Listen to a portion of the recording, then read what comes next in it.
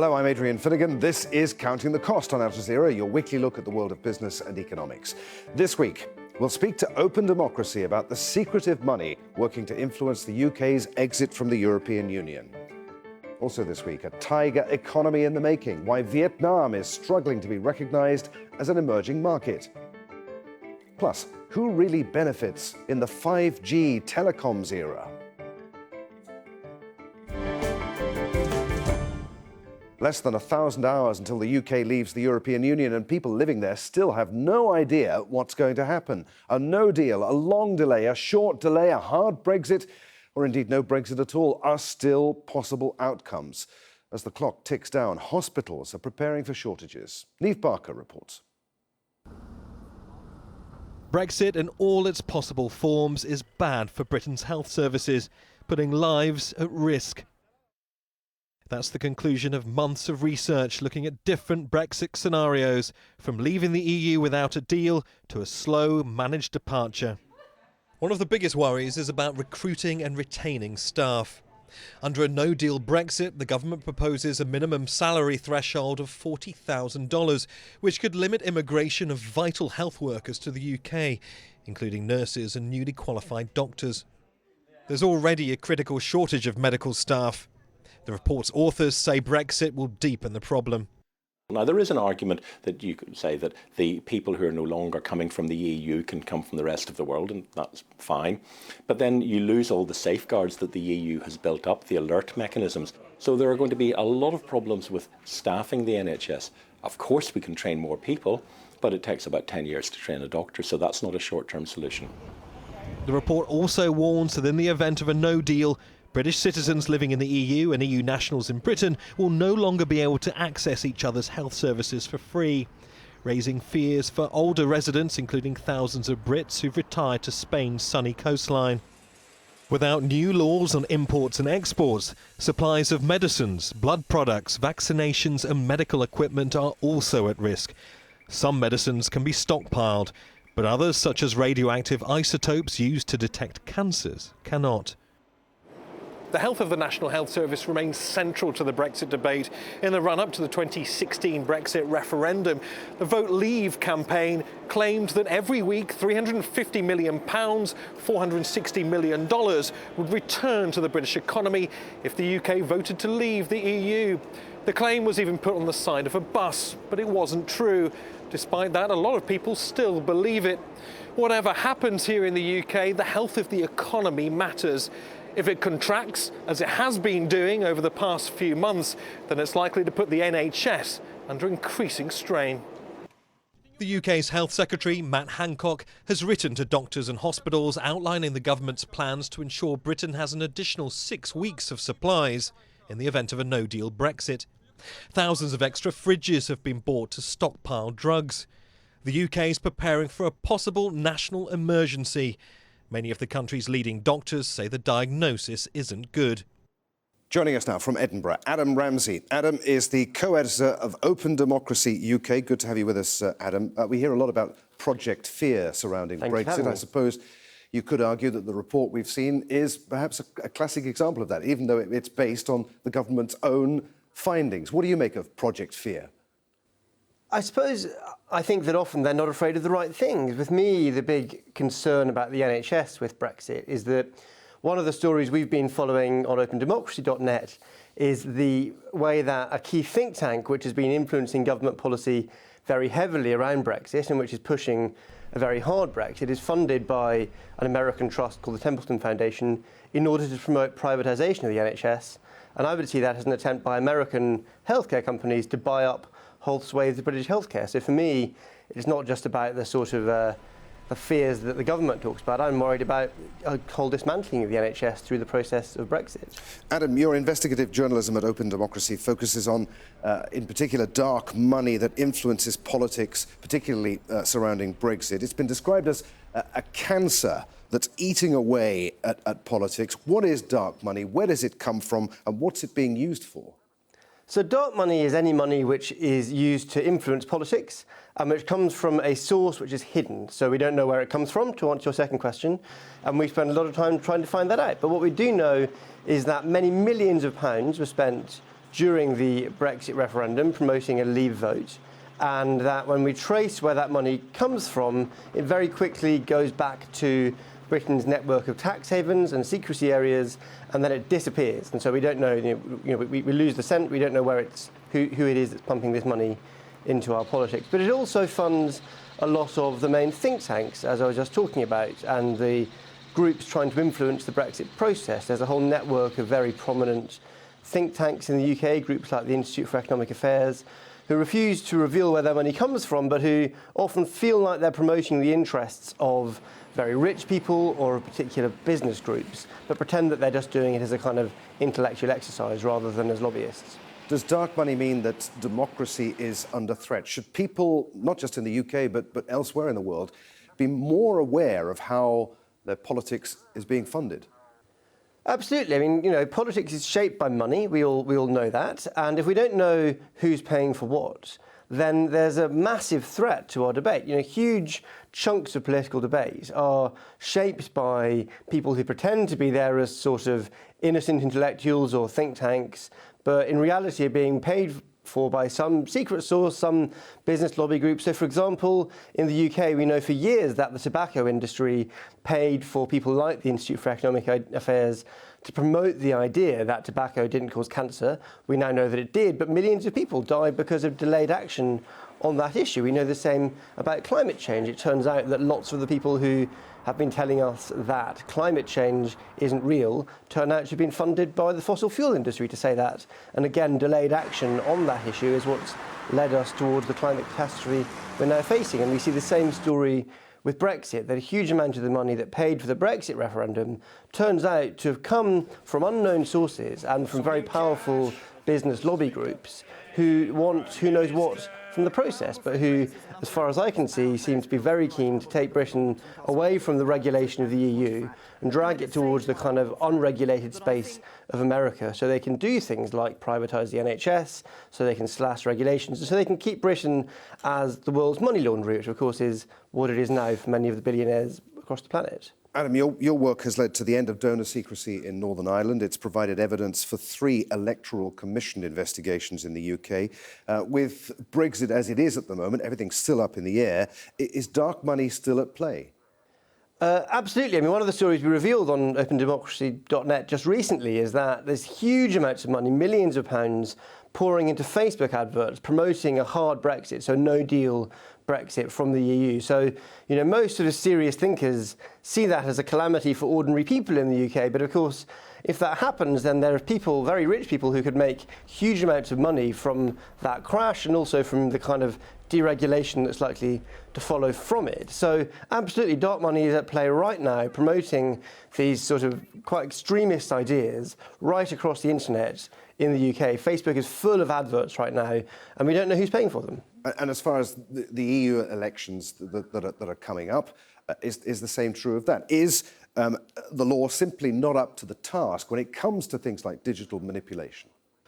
Well, so on the EU elections, we're working on that right now, and I can't reveal everything, but absolutely I'd say I'm very worried from what I've seen so far that there's a lot of money coming from very rich people across the world who are very keen that the far-right parties across Europe do very well in that election. They want to dismantle the sort of EU-regulated space which they see as holding them to account, and they want to imprison ordinary people like us in borders and stop us from being able to catch these people who like to flit around between offshore spaces, these kind of multi-billionaires, these new oligarchs.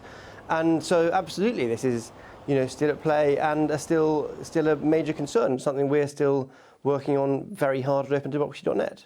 And with all of these vested interests at play here, I can imagine that there are people who don't like what Open Democracy is doing. Have you received threats over your work? I'm very accustomed to billionaires sending legal letters.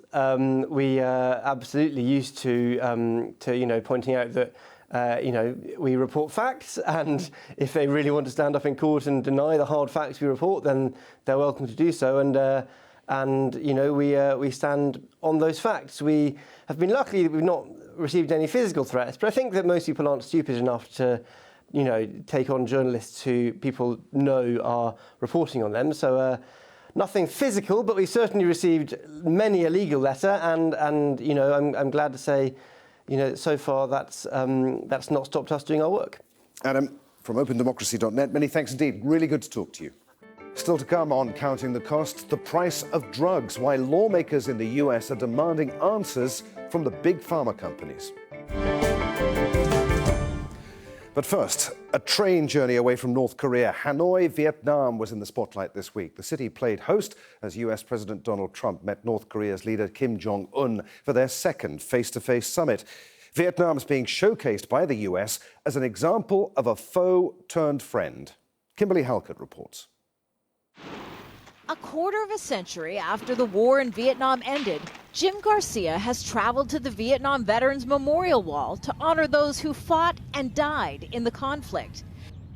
I think about the soldiers and sailors I've served with in the past and how that could have been my teammates.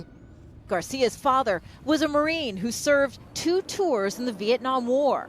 The conflict cost more than 58,000 American lives, most of them memorialized here in Washington, D.C. U.S. President Donald Trump avoided military service during Vietnam, citing bone spurs, something he's been heavily criticized for. But the Vietnamese capital of Hanoi was chosen as the venue for Trump to meet North Korean leader Kim Jong-un for their second face-to-face summit. The country serves as an example of how old foes can become friends. From the 1950s through to the early 1970s, the United States sent its men to fight in Vietnam. A generation later, in 1994, Bill Clinton, another U.S. president who avoided military service, lifted a trade embargo on this communist country, completely changing Vietnam's relationship with the United States. Since then, the Vietnamese economy has boomed. The U.S. is now one of Vietnam's biggest trading partners. Like Vietnam after the war, the U.S. and North Korea have no formal diplomatic or economic ties. We think that North Korea and Chairman Kim have a tremendous potential as an economic force.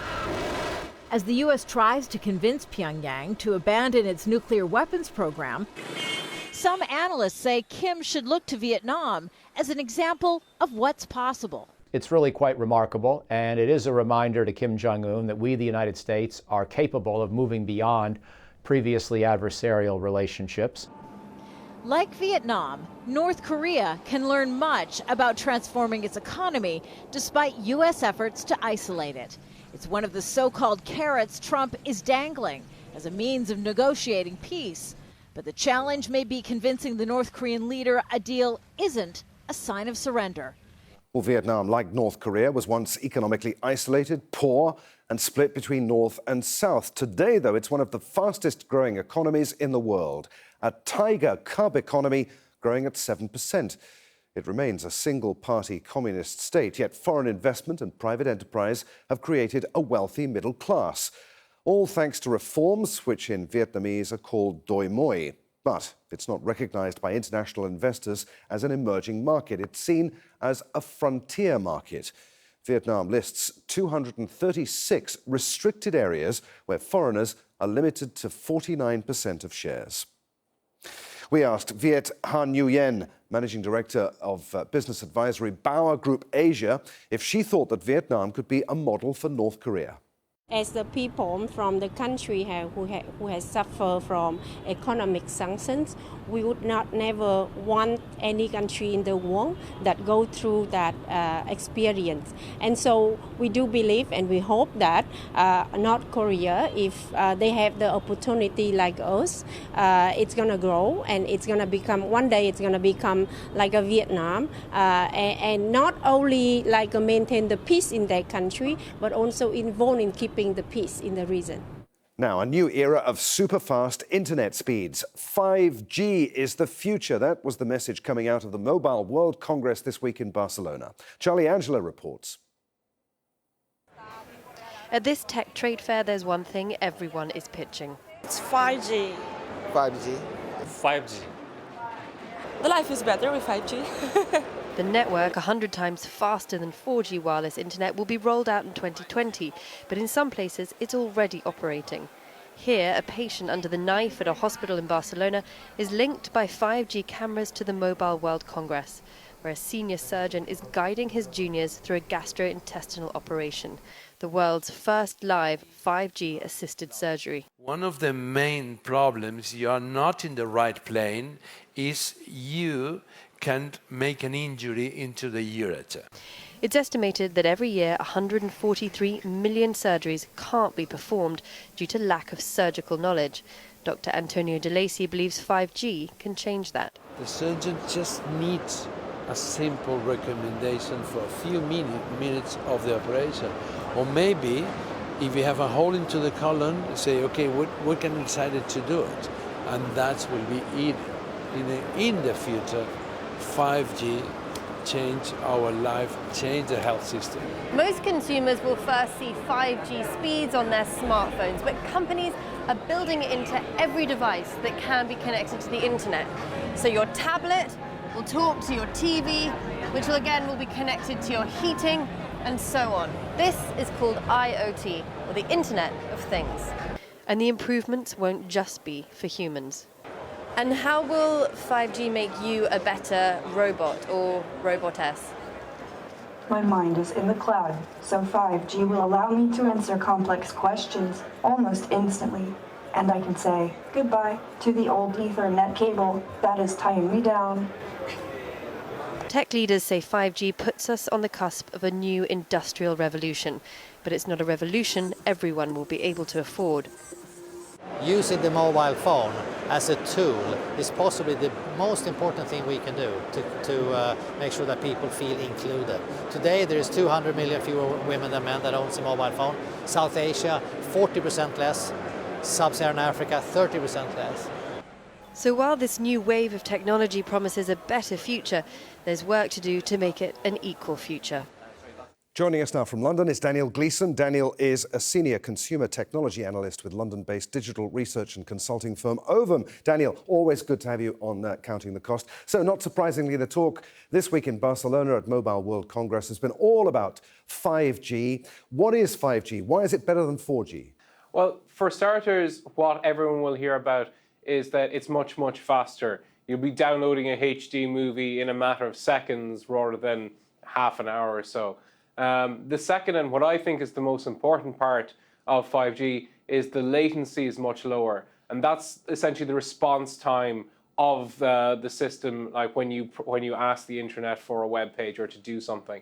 And that's very important for enabling new applications such as augmented reality, streaming virtual reality, cloud gaming, and many, many other things. Yeah. 5G also is much broader in its power levels, which means it also can be used for what's called Internet of Things, which is essentially very low power level, very low bandwidth monitoring systems, which can be anywhere from a thermostat to industrial applications to powering billions of devices across the world. Driving driverless cars, for example, as well.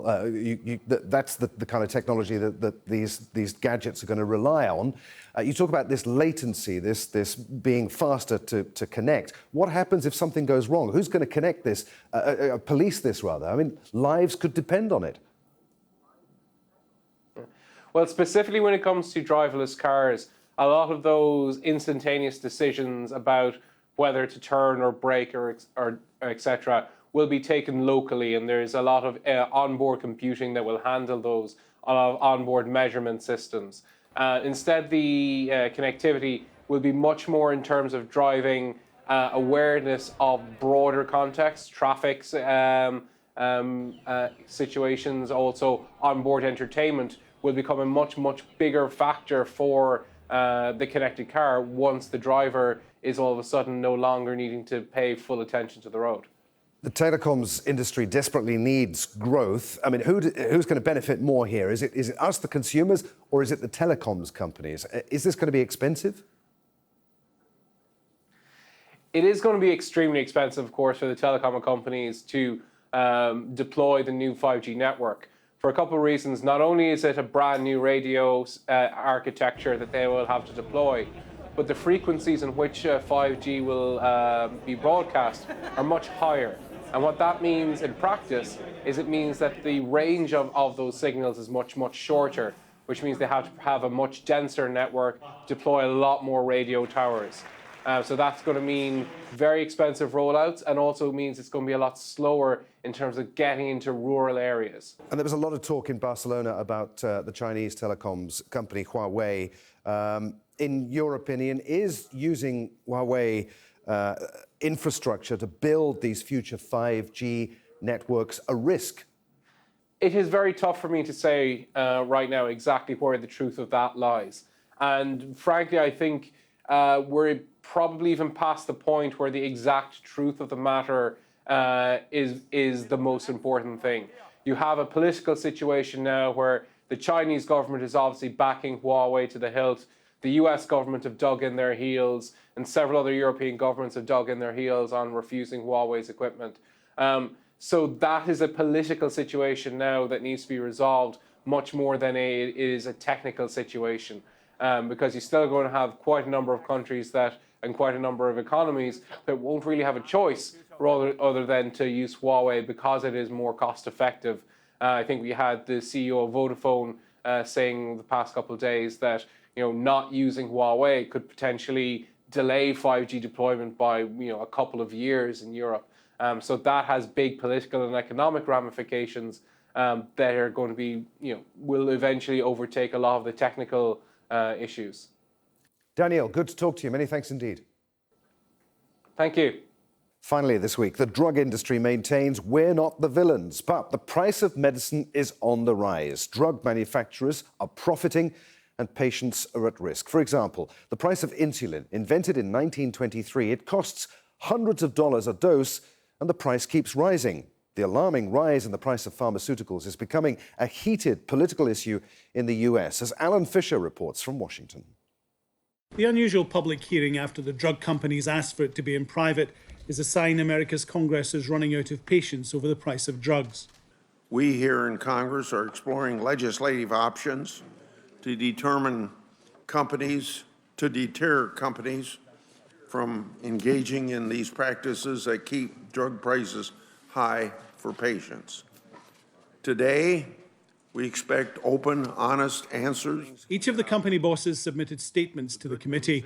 One said the companies use their profits to invest in important research and development of new drugs. We go where the science leads us, which means we don't focus only on diseases in wealthier countries. The goal is to save lives, even where no viable commercial opportunity exists. This is the first time lawmakers have demanded answers from pharma companies about rising prices. The government is among their biggest customers, buying billions of dollars for various government programs. Senators acknowledged the importance of research. It was pointed out drug companies enjoyed more than $200 billion in government grants to develop drugs, and they can write off a lot of the cost of research against their taxes. One senator says Americans deserve a better deal. And American taxpayers, we are happy to help you be able to develop these drugs, but I can tell you the people in Michigan just feel that the bargain ought to be that they ought to be able to afford the medicine after they have helped to develop it. My constituents are dying nearly 5. There was a tense exchange when one senator accused the drug companies of acting recklessly by pushing drugs on patients to boost profits. And companies like Janssen and Purdue Pharma fueled this epidemic, employing deceptive and truly unconscionable marketing tactics, despite the known risks. Drug makers say other players in the industry help hike prices, and rebates they give aren't always passed on to the consumer. President Donald Trump has promised he's going to make more drugs more affordable. But American drug prices are famously complicated, with one government report stating it's almost impossible to follow the money. And while the pharma companies are reluctant to see government action, drug prices is shaping up to be a key issue in the next presidential election.